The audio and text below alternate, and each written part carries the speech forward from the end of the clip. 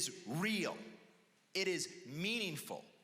2024 will be different than 2020 and 2022 because this will be the law. We feel confident that the voters of Arizona are protected and that every eligible voter will have their vote counted, and that is fundamental. Facing a potential crisis after the November vote for president, our divided government produced a bipartisan election agreement under deadline pressure. The end result does more than avert a crisis. It also changes how our elections are run in ways you need to know about. Joining us to explain how these changes affect your ballot and your vote is VoteBeat's Jen Fifield. She's one of the leading reporters on voting and elections here in Arizona. Welcome back to Square Off. Thank you for having me. Let's start with the most urgent problem. County officials needed more time on the election calendar to prepare for automatic election recounts. A 2-year-old law makes recounts more likely. Just tell us again, what kind of problems could this law have created? Election officials were saying they would be late sending out ballots to military and overseas voters in the general election if this didn't get fixed because of the crunch between the primary and the general election. And then they would have trouble certifying the election in time to send our results to Congress. They'll send our electors to Congress. Our presidential electors, yes. Possibly leaving the result of the presidential election in doubt. Definitely, especially in a swing state where it matters. Thanks to us.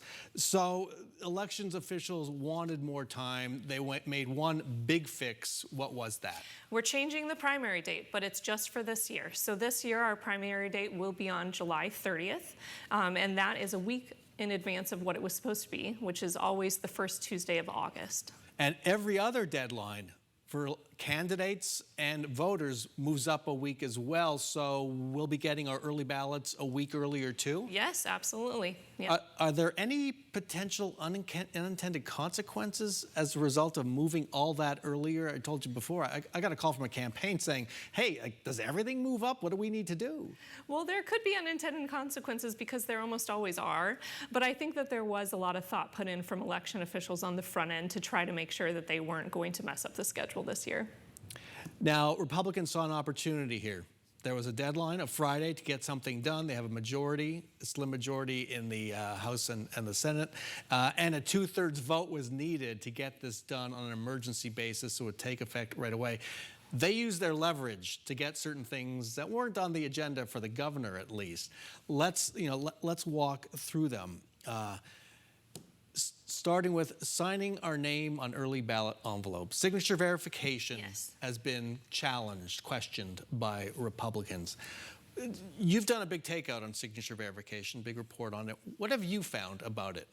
So I found that it's really a subjective process when they're reviewing your signature, which really matters. It could throw out your ballot if they find it's mismatched. And Republicans for years have been asking for this to be a different process, a more close process. Carrie Lake sued about this, saying that people didn't review signatures properly in her election. Now, did you find that the results, the review might actually lead to the wrong outcome, improper outcome, or the wrong ballots that were false, were phony? Well, I think that it is, like I said, it's subjective, but it does go through a 3-step process where eventually someone with more training is looking at your signatures and making sure that they're not throwing it out. And also you have this period that we can talk about that's changing now to, they call you and say your signature's not matching.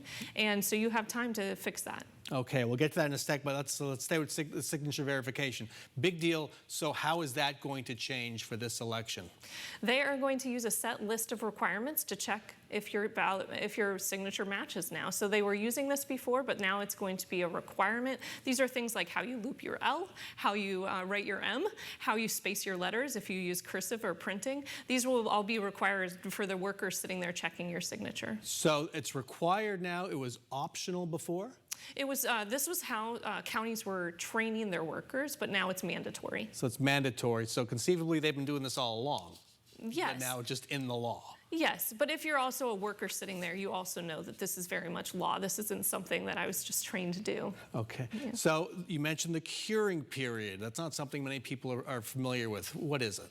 The curing period is the time after they find a mismatched signature that they call you and say, is this really your ballot? You can either call them, you can go in to look at it, or you can just simply text them back if you sign up for that service to tell them it is. So it really matters to voters because it makes sure your ballot is counted. As we know, people have concerns about that. Yeah, thousands of ballots are fixed this way. And so what have they done to change that to ensure curing is more effective, say, and assuming that's what they want to do?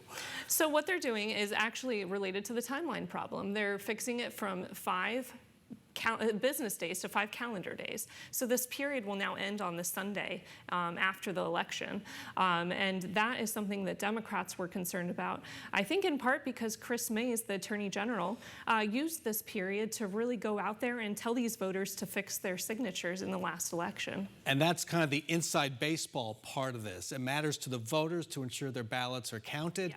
But to the campaigns, May's campaign was more effective than Abe Hamadeh's in the AG's race at curing ballots, finding those voters. And I think Republicans want to make sure that doesn't happen again, or at least they want to have the same advantage they believe Democrats had. So this bill would provide on a more consistent and regular basis the names of the people that need to do this to both political parties, so they're on a level playing field. So despite all this and more that they've done, how much pressure, even with these changes, are election officials going to be under with this new condensed calendar?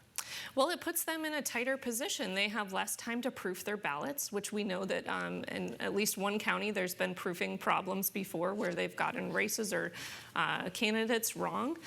It gives them less time to then count the ballots, and it gets less time for this recount to happen.